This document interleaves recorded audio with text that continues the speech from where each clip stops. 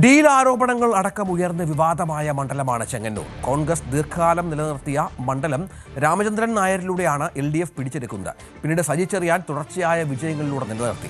ഇത്തവണ സജി ചെറിയാനെ തന്നെയാണ് LDF രംഗത്തിറക്കിയിരിക്കുന്നത്. പ്രാദേശികമായി ഏറെ വേരോട്ടമുള്ള ചെങ്ങന്നൂർക്കാരൻ തന്നെയായ എബി കുര്യാക്കോസാണ് UDF സ്ഥാനാർത്ഥി. മുൻ BJP ജില്ലാ പ്രസിഡന്റ് ഗോപകുമാറാണ് NDAയുടെ സ്ഥാനാർത്ഥി.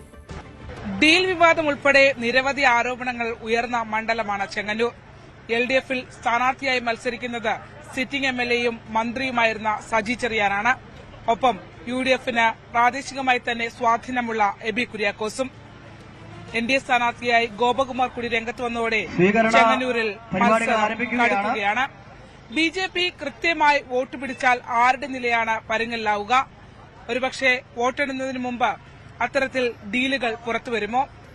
നമുക്ക് ചെങ്ങന്നൂരിലെ തെരഞ്ഞെടുപ്പ് വിശേഷങ്ങളിലേക്ക് കടക്കാം.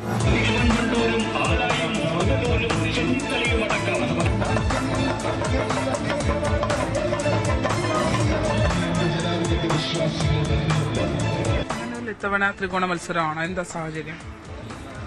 ത്രികോണ മത്സരം സ്വാഭാവികമായിട്ടും വേണേ പറയാം. കഴിഞ്ഞ പ്രാവശ്യം നടന്ന ഒരു മത്സരം. കാരണം ഞങ്ങൾ വളരെ മുന്നിൽ ഇടതുപക്ഷം വോട്ടിന്റെ കാര്യത്തിൽ വന്നല്ലോ കഴിഞ്ഞ പ്രാവശ്യം. UDFും BJPയുമാണ് വളരെ ചെറിയ വ്യത്യാസം അവർ തമ്മിലുള്ള. അവരിലാര് എന്നുള്ളതാണ് ഒരു ചോദ്യം. പക്ഷെ സ്വാഭാവികമായിട്ട് ഇപ്പോഴത്തെ എന്റെ ഒരു റീഡിംഗ് ഇപ്പോൾ അവസാന ലാപ്പിലേക്ക് വരുമ്പോൾ, ആദ്യം അത് കണ്ടില്ല, പക്ഷെ ഇപ്പോൾ ലാസ്റ്റ് ലാപ്പിലേക്ക് വരുമ്പോൾ കോൺഗ്രസിനേക്കാൾ കുറച്ചുകൂടി പെർഫോമൻസ്, വോട്ടാണെന്ന് കിട്ടുന്നില്ല, കുറച്ചുകൂടി തെരഞ്ഞെടുപ്പ് പ്രവർത്തനവും പെർഫോമൻസും BJP കാണിക്കുന്നുണ്ടെന്നൊരു തോന്നൽ എനിക്കുണ്ട്. UDFിനേക്കാൾ കുറച്ചുകൂടി മെച്ചപ്പെട്ട ഒരു തെരഞ്ഞെടുപ്പ് പെർഫോമൻസ് അവർ കാണിക്കും ഉണ്ടെന്നാണ് കാണുന്നത്. കാരണം അവരും BJPയുമായിട്ട് 2000 വോട്ട് വ്യത്യാസമായിരുന്നു കഴിഞ്ഞ പ്രാവശ്യം.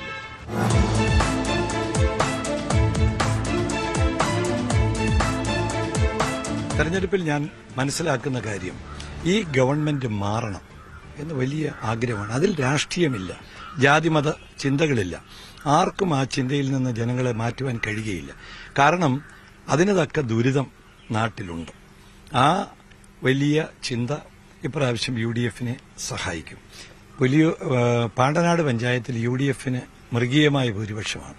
പക്ഷേ പ്രസിഡന്റ് റിസർവേഷനിൽ ഞങ്ങളുടെ ആള് ജയിച്ചില്ല. അപ്പോൾ ഒരു പ്രസിഡന്റ് അങ്ങനെ പോയി. ബാക്കി 2 സ്ഥലങ്ങളിൽ 3 സ്ഥലങ്ങളിൽ അവരുടെ പ്രസിഡന്റുമാർ ടോസിലായി. യഥാർത്ഥത്തിൽ CPMന്റെ ഒരു 4000-5000 വോട്ട് BJPക്ക് കിട്ടി.